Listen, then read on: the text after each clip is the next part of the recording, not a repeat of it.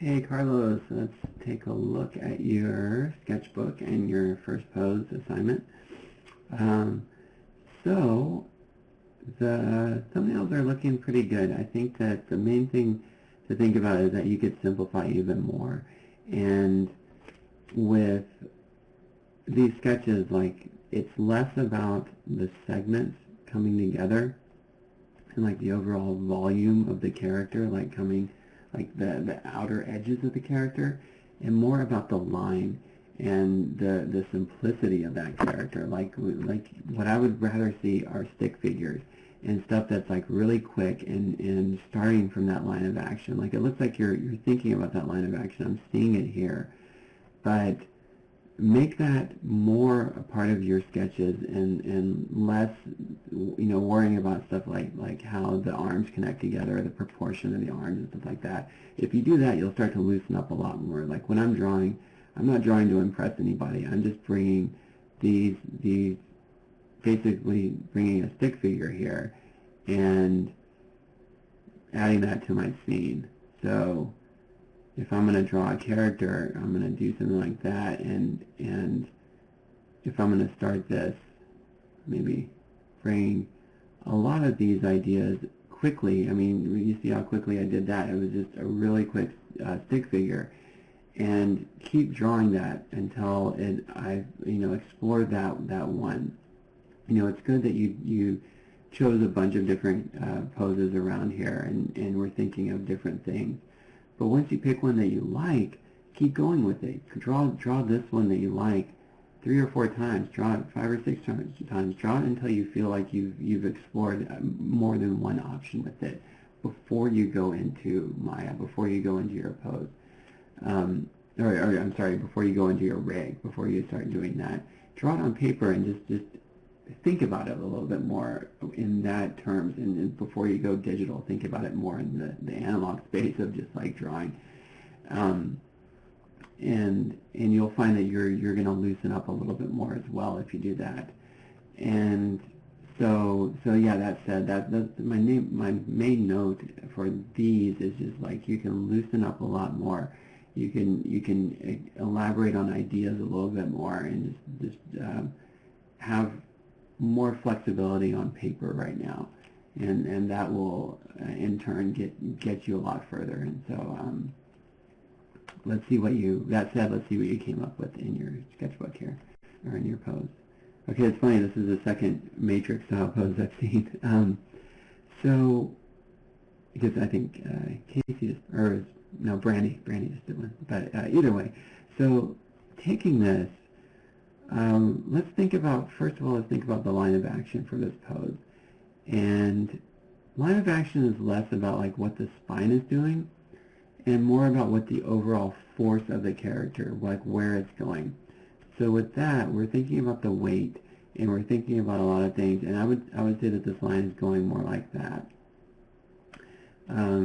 You could also say like maybe, because it's more of like a posturing. It's not like the posturing is going back this way, right? Like if you get in this pose, it's like that anticipation before the attack. Like it's that matrix pose. He gets into that pose and he does like that whole, like come here thing. But it's more of a lean back posture and like a getting balance and weight before to go into the next force. So with that said, that line I feel would be more like that. It would go further back. Because that's the force it's traveling in. And with maybe with a walk, there's different ways. It would, if you want to think about what the line is doing here, again, there's a little bit more force that's going forward, and so you could make this walk more interesting by bringing that together. And we're going to go over walks. Trust me, you're gonna be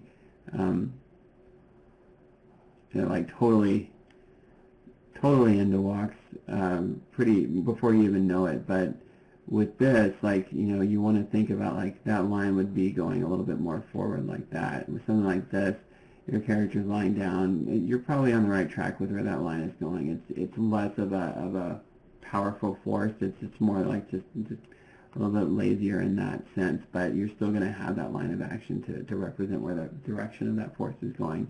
which is this way. This one's the same sort of thing, like you're getting a line that's like that, and I would keep drawing that until you got more extremes with it. So that's why we explore these. That's why we loosen up our drawings. We make them quick, and we think of them as simple notes. We think of them just like, okay, I'm jotting this down, just like you would write something down in your notebook really quickly. It doesn't have to be perfect penmanship. It can just be really more about what it makes sense to you than what makes sense to anybody else. You're not trying to impress anybody with these drawings. What you're trying to do is just get a really quick exploration of your ideas on paper, and think about that in those terms. So let's go back to this pose, and what I'm seeing is like thinking more about that line of action, how we can simplify this. We can bring it back and get that weight over. I'd say straighten that leg out as much as you can. Brandy, I think, oh no, I'm sorry, I'm confusing. I was going to say Brandy had a note to straighten this leg out, but I think it was Casey that had a note to straighten her leg out. Either way, like, show it to other people and see what other people think, but you want to think in terms of exaggeration, like push that pose as far as further than you think is comfortable for it to go. And that said, taking that cog control, that root, the hips of the character, and it's not the hip control, but it's actually the cog control, like the one that moves everything. You're starting that pose more with that than anything else. So bringing that back, maybe bringing it up a little bit to really hyperextend this leg. And this leg is looking okay. That's fine. I wouldn't worry about that one too much. That works. But now with this sort of, when we're moving with this line, we're getting a lot more of a dramatic effect out of that. Now the next thing, and this is really important, is to think about the spine as one unit. Now there's 3 different controls on the spine, but if you move them together, you don't always have to move them together at the same time, but think about them flowing together. That's the important thing. I'm going to draw it in a different color so we really see that. Then you're going to get a much cleaner shape. It's going to come out from that line of action, and you're going to get those segments of that pose. I mean, it's not really vertebrae because there's only 3 of them, but like it's representing many vertebrae here on each of those 3 segments. But you're getting them to flow together, and that's what's really important, is that all these segments are flowing together. The shoulders up like that, whatever. The shoulders on this character aren't much to work with, but like you're just like cleaning that out a little bit more. And then this arm here, like what's really, I mean, I think that the arm is okay, but what's really, I feel like could work a little bit more is the hand pose itself. And that thinking about like where that hand would be, I think he would be like, I'm just like doing that pose right now, and I'm getting more of a shape that's like that. Again, we're thinking about our key pose and like what the pose is saying, and in that shot, that matrix shot, like it was more about like that was like kind of like the storytelling point, was like winding up for that action.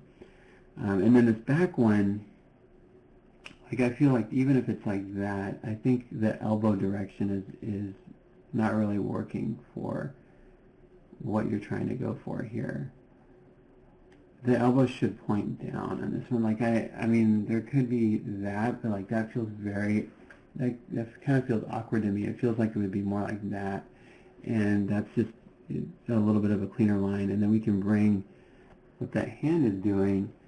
I would say like open that hand up into your steam. Like right now, it doesn't feel like you're rotating it or anything like that. It's just like maybe you're rotating it up, but don't forget to like bring some depth to it. And open the palm up maybe a little bit more to us. So we're seeing a little bit more depth here, and we're getting more out of that. I mean, there's not a lot on these hand controls, but you can say a lot with that simplicity. That's the idea here. One thing I do like is that you're getting that neck. You're really showing that neck, and that's really good. And you're keeping that head aligned. That's also really good. So, yeah, good stuff. I just think that you could push this pose a little bit more and get a lot more out of that line of action by simplifying these things.